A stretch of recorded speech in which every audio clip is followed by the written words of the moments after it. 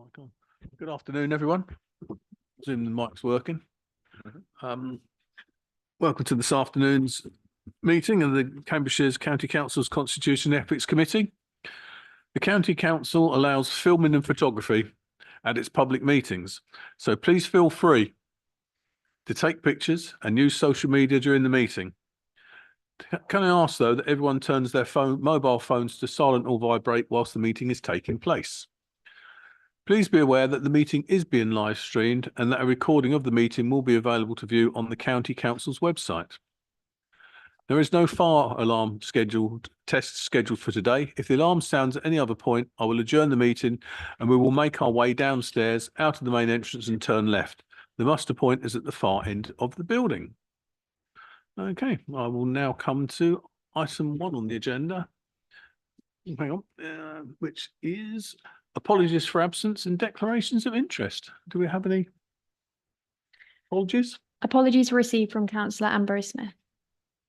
Okay, thank you very much. Chair, from Councillor Boulat as well. Okay, thank you very much.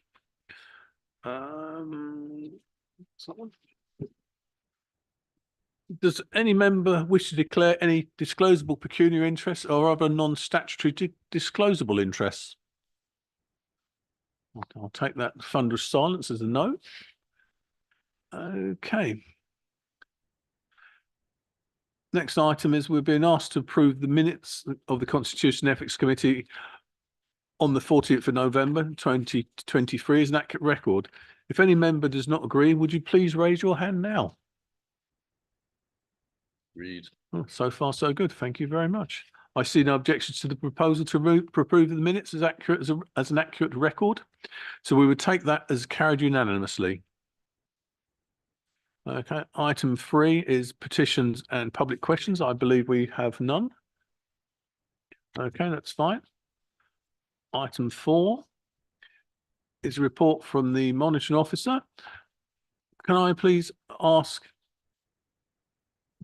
on, sorry, monitoring officer's report. So I can ask Emma Duncan, Service Director, Legal and Governance and Monitoring Officer, to present the report when you're ready. Thank you very much, Chair. This report is an annual report which will be a fixture for the committee moving forward. This is the first time it's been done at this authority. Members will be aware that the monitoring officer has a number of statutory duties it performs that I perform on behalf of the authority. And this report encapsulates those and reports progress to members as part of our wider governance framework. This committee has a role in our wider governance framework as persons who are charged with governance. So the Constitution and Ethics Committee forms part of that framework, and you perform an important role within the governance framework in terms of the Constitution and other ethical considerations. So the report really pulls that together. So if I can just briefly take you through some of the key areas of the report, you will see that the report at paragraph 2.7 contains a number of areas which are particularly important for our governance framework. And governance isn't just about having the right documents and processes in place. It's actually very much about how we culturally respond to good governance. So there's no point in having great processes in place if nobody uses them. So it's really important that we all are on the same page in terms of what our collective responsibility is there, and that this committee has ownership of part of that. So in terms of that, we look towards the CIPFA Delivering Good Governance framework and also the Centre for Governance and Scrutiny Risk and Resilience framework to understand whether we are in a good place from a governance perspective. And I think it's useful for members to just be aware of those when they're considering items that come to this committee. There are also a number of specific duties I have under the Constitution.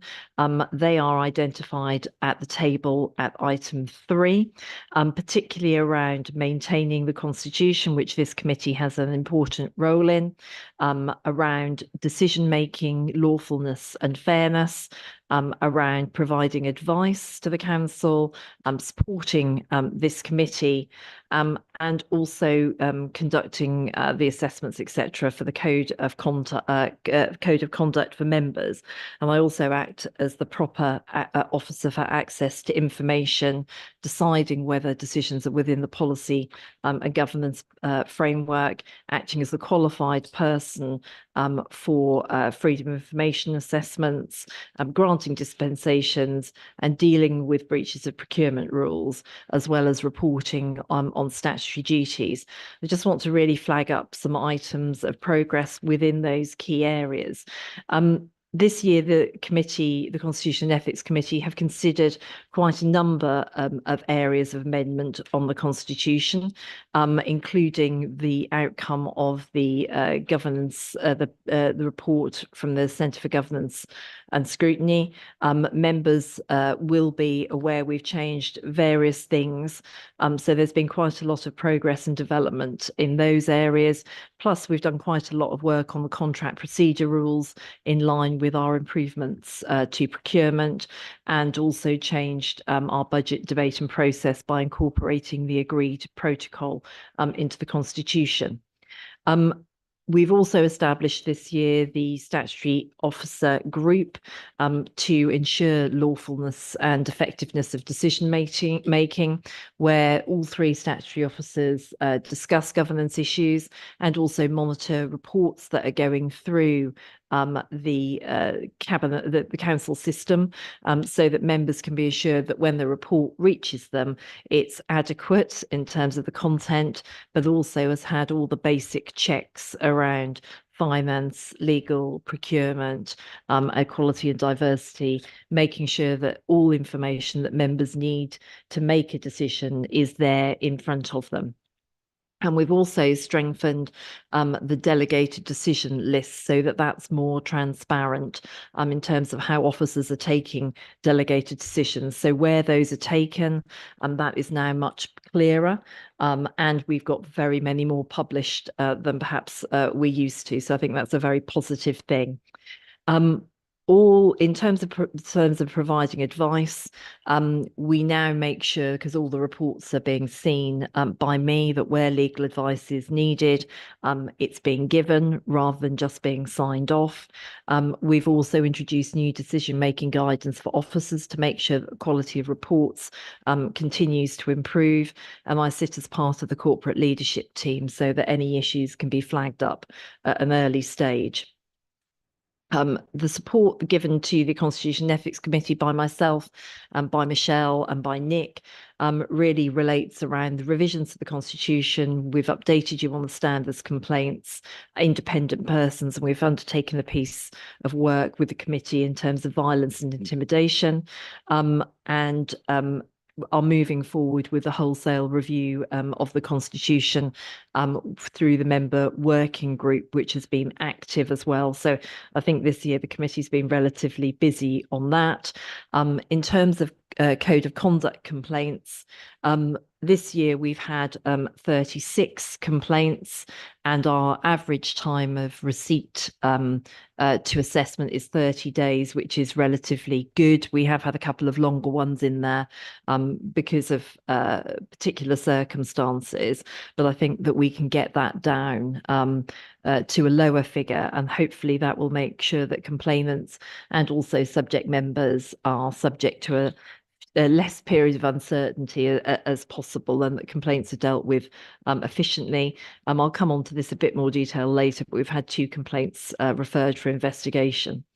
In terms of access to information, Michelle's team deal with that, and we've had all our agendas issued on time.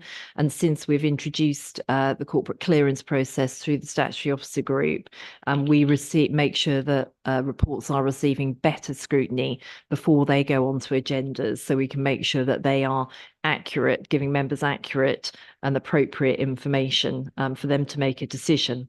As I said, in terms of decisions within the policy and budgetary framework, they have to be compliant, and we check for that at that stage. As in terms of the FOI decisions, we've had 2 qualified persons decisions this year. There's some material which I have to certify is sensitive or shouldn't be disclosed under FOI, and both those have been upheld by the ICO as well. There's been 1 dispensation this year for members to participate in the members' allowances debate. Members will also be aware, perhaps through other roles, of the work we've done on procurement. Because of the focus we are having on procurement, we are introducing a separate reporting process for any breaches of procurement rules. So that will be in detail quarterly, and will go to the audit committee as well as coming here for information, so members can be assured that we're picking up any issues with that. So in terms of the key messages for this year and the assurance I need to give to the auditors, the systems of internal control are adequate and effective. I think we've significantly made progress on cultural compliance, which is an issue that affects failing authorities. So it's good to see that progress within Cambridgeshire, that we're not in that arena. The Constitution is a work of art and continues development, and all credit to my colleagues within Democratic Services for that. We have made significant progress with introducing new processes to make sure our governance at the core is a lot tighter as well. And I think that judging from the levels and type of code of conduct complaints that we're getting as well, the code is operating reasonably effectively. I think, though, that this committee will need to consider in the next year whether we bring in the LGA model code to be in line with our colleague authorities in the area.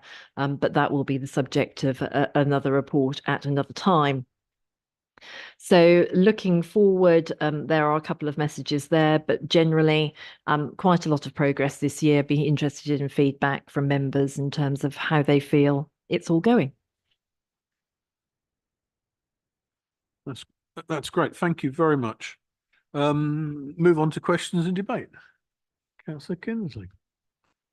Thank you very much. Yes, good report. I have 3 issues, 2 very general, 1 very specific that I just want to reflect on. The first 2 go back to the behaviours as set out by the Governance, Risk and Resilience Framework. I think it would be helpful if we were more explicit about the last 2. So that is the quality of local external relationships and the state of member oversight through scrutiny and audit committees. Because although we have an audit committee, and although this committee performs a kind of overview scrutiny for various parts of the authority, we don't have what a lot of other authorities have, which was specific scrutiny and overview committees.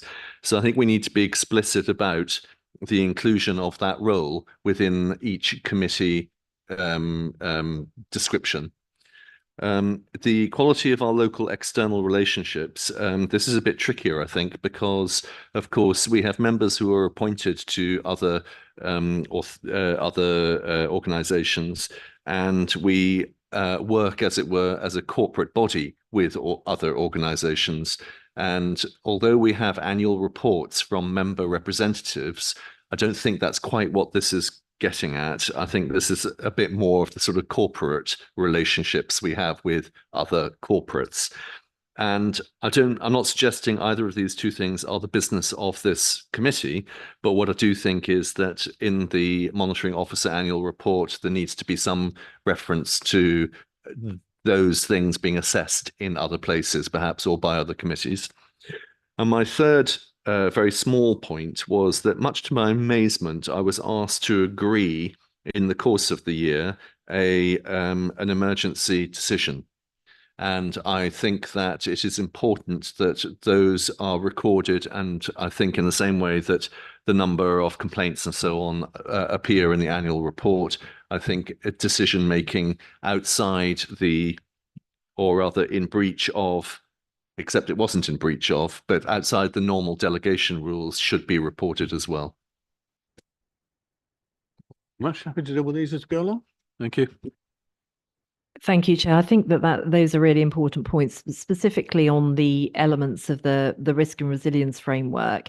A lot of this will also be assessed through the annual governance statement as well, Councillor Kinsley. So the audit committee have reviewed, done a review of their effectiveness. It's not just marking your own homework. We do get them assessed by the statutory officers, and also all the group leaders will have the delights of an interview with me about how effective the audit committee are, making sure that we actually plug them into that element of it, because the audit committee have a really important role in that. So that's something that will be explored in more detail within the audit, the annual governance statement.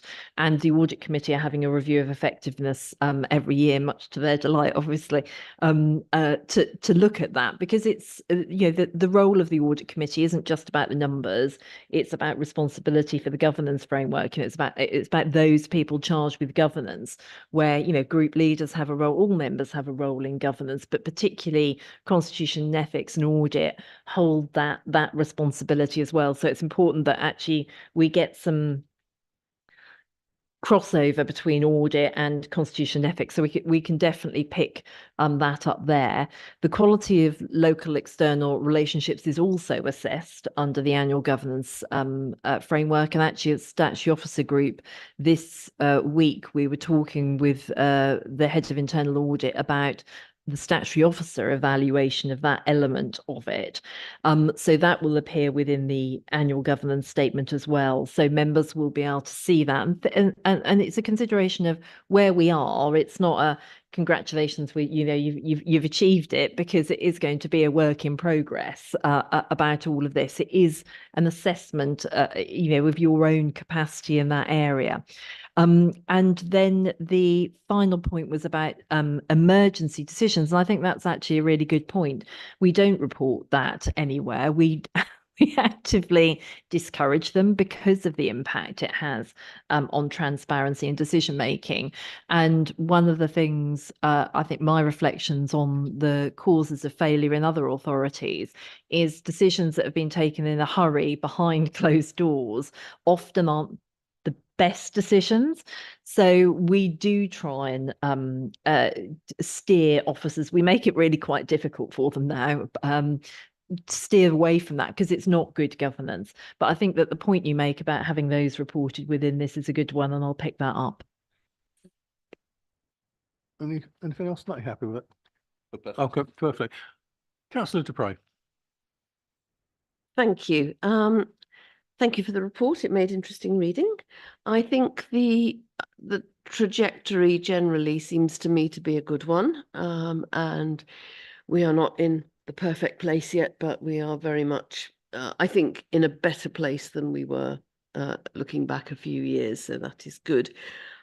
The question I wanted to ask was around Appendix 1, which is the Ombudsman decisions and the adverse decisions from the Ombudsman, indeed. I don't get a sense of how that what that looks like in comparison to previous periods of time within this authority, and also comparatively with other authorities, and that would be, I think, interesting. My sense looking at that list is that it very much centres around children with education, health and care plans, and people needing adult social care. And it is no surprise that those are two of the greatest areas of financial pressure, not only within this authority, but elsewhere, therefore leading to stress and difficulty over how to allocate a frankly inadequate budget, and at the same time meet one's statutory obligations as well as one's moral obligations. So I'd be interested to know whether you are able to give us a little bit of a comparison within this authority over time, and comparison with what's happening on other authorities, so that we can get a sense of whether we are an outlier or just part of that general flow of things being more difficult in local government finance, and therefore more difficult difficult in terms of difficulties in relationships between the authority and the people it serves, particularly in social care and education for children with special educational needs and disabilities. Please. Thank you. Yes, those are rather bald, aren't they? I mean, they are simply just the reporting duty that the monitoring officer has. In terms of comparisons with our nearest neighbour authorities in terms of size, we're about average in terms of the complaints that we get. There's nothing unusual, and we have seen the Ombudsman's seen a significant rise in those complaints due to a whole range of things that are affecting all authorities. So the issues that are impacting on all authorities, there are more children, less money, difficult decisions having to be made, sometimes delay, which causes a lot of issues as well. So I think in the particular area where, if you think of the Ombudsman complaints and these ones at the top of the iceberg, there will be a large number of other complaints that we have that may relate to EHCPs and specific areas, but actually will relate to data that is useful across the whole authority. At the moment, we don't have a holistic approach to how we handle complaints and how we use that data.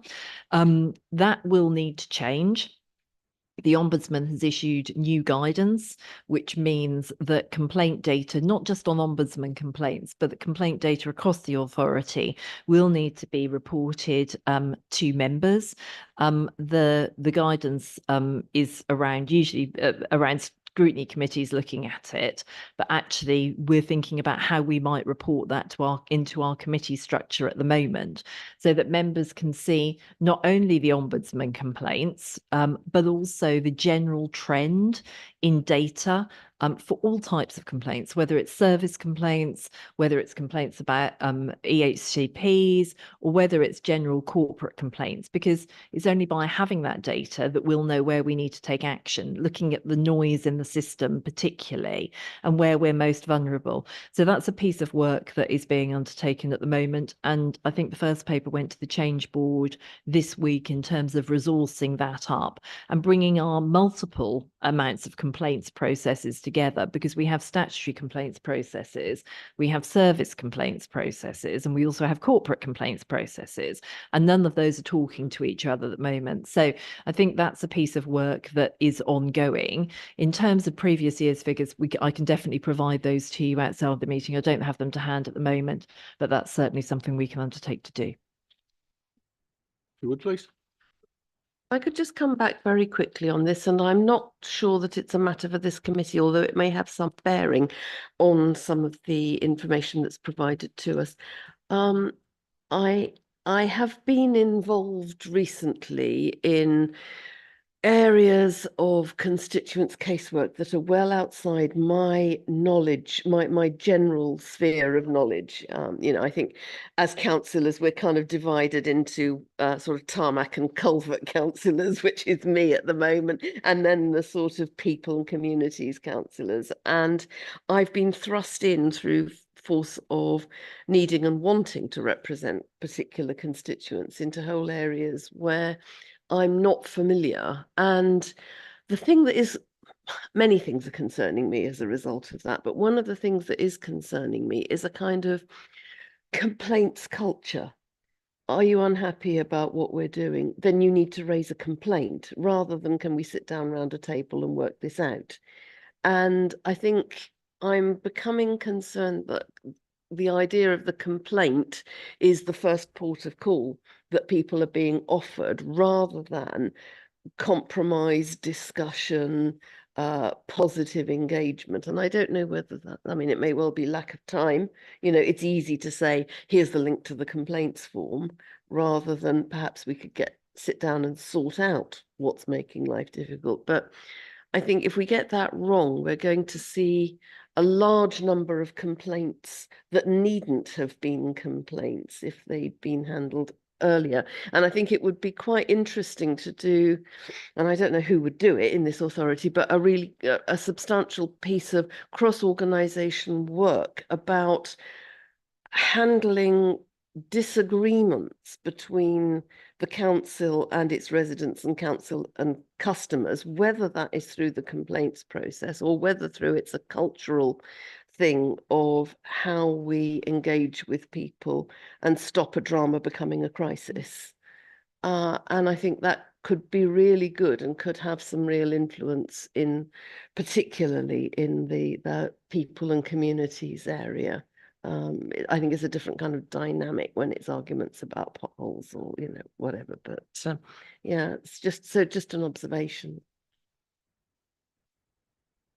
Do you need to add anything to that? I was just going to say, I think that's absolutely right. And when you think about the cost of a complaint, the organisation having to deal with the cost of a complaint rather than resolving it at an early stage, most of the complaint handling wisdom is around resolving it before it becomes a complaint. But that's not something we've had in place here at the moment. I think that getting that data will be really useful, because you will be able to say, why are we spending money on, time, because it's money that could go into other services. Why are we spending time on processing these complaints? Well, actually, we could be putting that money somewhere else.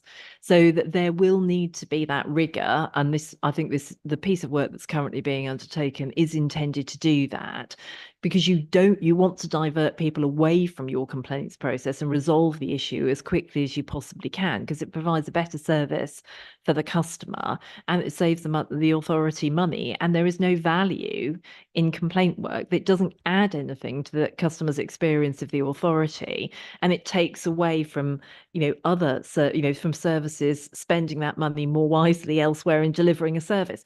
So absolutely, there is a wider piece of work. Thank you very much. Any other members want to speak on this item? Okay, on that basis, then the committee is recommended to note and comment upon the attached report. Members happy with that? Thank you very much. We'll move on to the next item then, which is item 5, which is the disciplinary procedures for statutory officers. Can I ask Michelle Rowe, Democratic Services Manager, to present the report, please? Thank you, Chair.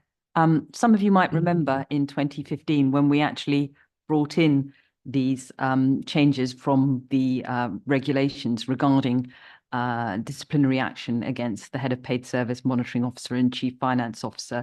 I need to point out that is the reason why I'm introducing the report, obviously, because the monitoring officer has an interest and no other reason.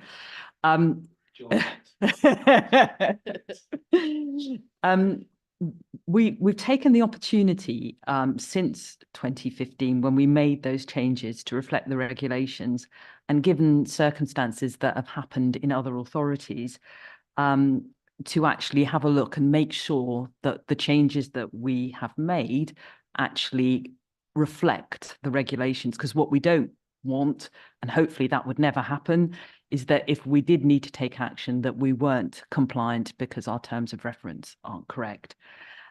In that review, we have identified some few issues that we do need to address. We make no provision in our terms of reference for suspension of those officers, which we have done. And also, it's quite a complicated process. You need to establish an IDC, which we have, and then you need to establish an independent committee with the independent persons on it. And there's various different stages that you wouldn't normally get as part of such a process.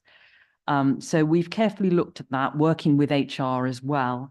And you'll see in the appendix that we've outlined some changes that are necessary in order to comply to our Staffing and Appeals Committee and the subcommittee. And also, we've taken the opportunity to update the officer employment procedure rules so that they also reflect the changes. Thank you, Chair. Thank you very much. Members, we'll move to questions and debate. Any questions on this from members at all, please? Well, that's remarkably painless. Thank you very much. Committee is therefore asked to recommend to full council revisions to the Constitution as set out in appendices A and B of the report. Members all content with that? Agreed. Thank you very much. So move now to item 6, which is a review of the complaints received under the members' code of conduct. Item 6 is a review of the complaints received on the members' code of conduct. Can I please ask Emma Duncan to introduce this report? Thank you very much. Thank you very much, Chair. This is a report which the committee will be familiar with. It's our usual cyclical report on member complaints. As members can see from the last time we reported to you, there have been 3 new complaints in, 2 of which, one of which has been resolved and 2 of which have been referred for further investigation. Thank you very much. Members, any questions and debate on this one at all? No? Okay, that's going along swimmingly. Thank you very much.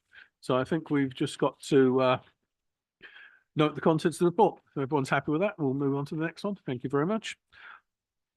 Item 7 is the arrangements for the appointment of independent persons. Can I ask Michelle Rowe, please, to introduce the report? Thank you, Chair. For those of you that have been on the committee for a long period of time, you will have received this report on numerous occasions. We are required, obviously, to have independent persons who assist with the part of their job is consisting with the complaints process that Emma's just touched on. And it's a council appointment, and we appoint them usually every 2 years. The point that there's a couple of points I need to stress.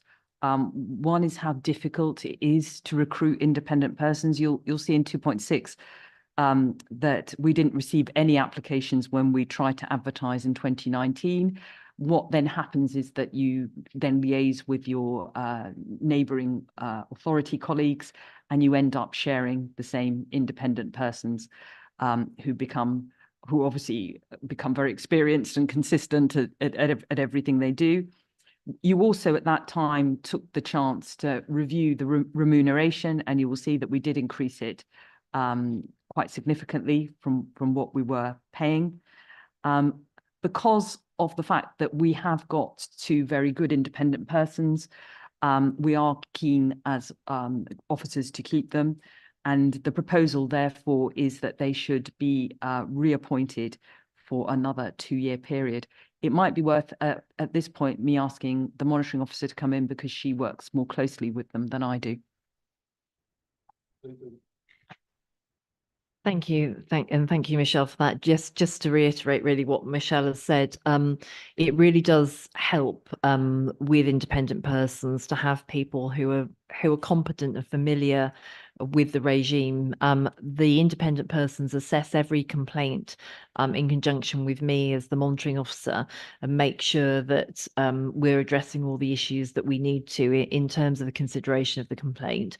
It really helps to ensure that members know that where a complaint is made against them, that there is someone independent looking at it. And it helps me as well, because then there's less suspicion that I'm acting in any partisan way, which obviously, you know, I would say there isn't the case. We assess it on its merits. We do share IPs at the moment. I think that within our system that's helpful because we get a consistency across the whole of Cambridgeshire to some extent. We have had instances where we've had multiple complaints to multiple authorities, and where you get a different outcome from an assessment process, that isn't always terribly helpful. So I think as part of the monitoring officer group that sits across the county across the county, we are looking to make sure that we are consistent on not only the codes but the interpretation of them as well. So if potentially you could be a quadruple-hatted member sitting on the parish, a district, a county, and the CPCA, that if somebody makes a complaint about you, you can be assured that it's dealt with in the same way at every authority. We're not there yet, but certainly having the same IP helps with that. We share an IP with the CPCA at the moment. So as Michelle would said, my experience is they're very difficult to recruit. Where we have a reason, you know, where we have good IPs, it's worth hanging on to them. And I don't see any concerns with the authority keeping the IPs that we have at the moment. Thank you very much. Councillor Kinnersley.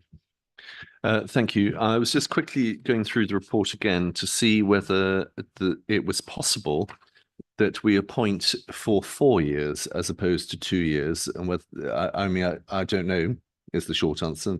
But it would seem to me sensible that as these people are rarer than hen's teeth, that perhaps at the beginning of the municipal cycle, the first annual council meeting, part of the business should be to appoint the independent members for the next 4 years.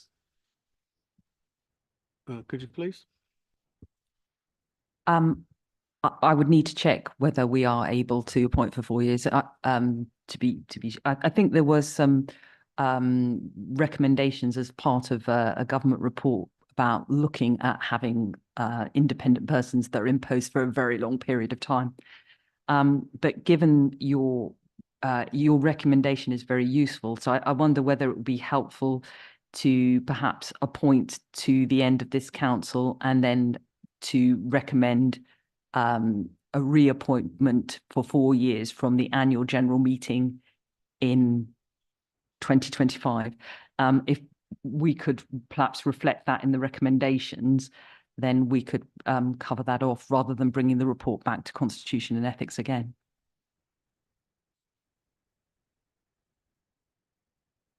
Yeah, you happy to propose that?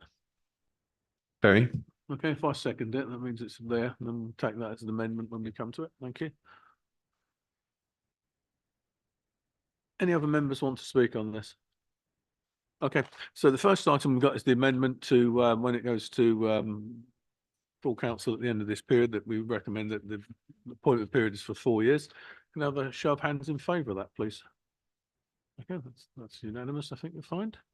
And now we refer to the item that the committee is asked to recommend that the council authorise the reappointment of Gillian Holmes and Grant Osborne for a period of 2 years until the 15th of October 2026. Members happy with that? Well, technically, it'll be till Oh, the cool. something of May Yeah, till the 2025. amended date. Okay, with the amended date, you're quite correct with that. Thank you. So members happy with that as well? Okay, that's fine then. So I think we'll take that as read.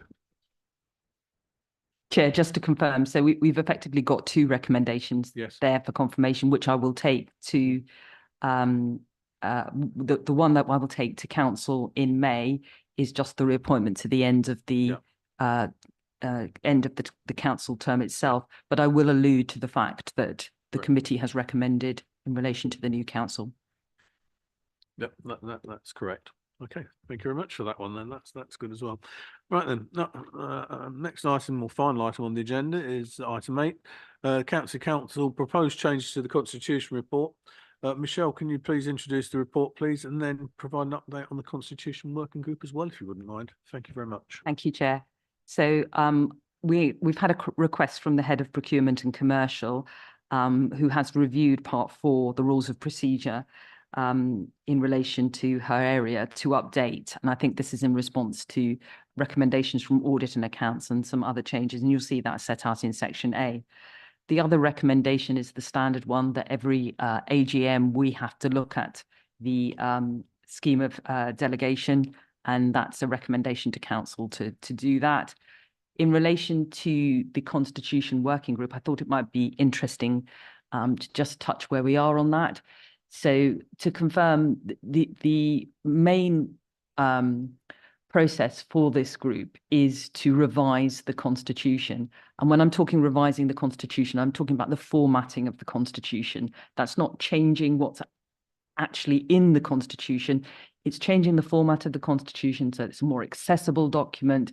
There's a lot of duplication in it, and there's lots of areas where it does need simplifying with plain English. So that is the primary aim of the working group, to bring to you in September, before council in October, a completely reformatted version of the Constitution. And just to reassure you, we are not proposing at that point to complicate it by actually suggesting that we change what's actually inside it, like motions or anything else. If we are looking to change aspects of the Constitution, we will either bring them before that in July, if they're urgent enough, or we will wait till after October, because I think otherwise it just gets so confusing. Nicholas Mills in my team has sent out a questionnaire It's got a number of responses from members and officers, all agreeing, I think, primarily the need for a simplified, clear, transparent, easy to read constitution that perhaps focuses initially on the public, in the sense that if they need to find something out about it, that it's quite up there at the beginning rather than hidden in various sections. And so as part of the working group's role, we will be taking to them the actual formatting changes and checking that it makes sense and they're happy with it. And of course, it will come back to you in September in order for approval at Council in October. In the meantime, if the working group does find other areas where they think we do need to make changes, we will do that, but we just won't do it in October. We will either take it in July or take it after October. Thank you very much. Members, questions and debate on this one? Councillor Dupre? Yeah, just a question from me on Appendix A, page 46 of the bundle, the valid exceptions. I was trying to match up what had been crossed out and what had been added. And it looked to me as if 2.7.1 and 2.7.2 and what was 2.7.4 in the old is now renumbered to 2.7.3 were the same, apart from the removal of one word in the old 2.7.4. And then there were just two additions, and I wondered why such a meal was made of changing that when it could have been so much more simply expressed, or whether I was misunderstanding what was happening. That's a fair comment and guilty. I probably looked at it and thought it's just easier to strike out the bit and put the new bit in. But you're quite right. I think I do need to review that for council, and I will reflect that, strike out the bits that are relevant rather than creating two bits. Thank you. Thank you very much for that. Any other members, anything they want to add on this? Okay, we've got the committee's being asked to do two things. Now, A is recommend changes to the contract procurement rules as set out in Appendix A. And if members are happy to take this all as one, item B, recommend that the council that it agrees to the scheme of delegation of such part of the constitution determines it is for the council to agree as set out in Part 3 of the constitution. Is everyone content with that? Yep. Okay, that's great. Thank you very much. So therefore we are happy with that. The final item is agenda plan going forward. Have we got any? Where are we? Slightly away from it now. I don't think we've got anything else on that, have we? Please, if you would. On the agenda plan, in the June meeting, I think we're possibly looking to bring the code of conduct for your consideration at that point, so that you can review that and recommend it to council in July. We're keen to actually make sure that's in place before the new council after the election as well, and that will give time to have that reflected.